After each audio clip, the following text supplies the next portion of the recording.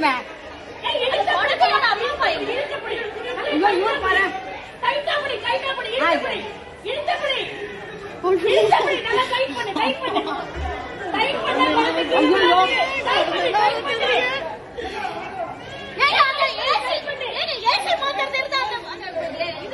அது வந்துட்டார் அது வந்துட்டார்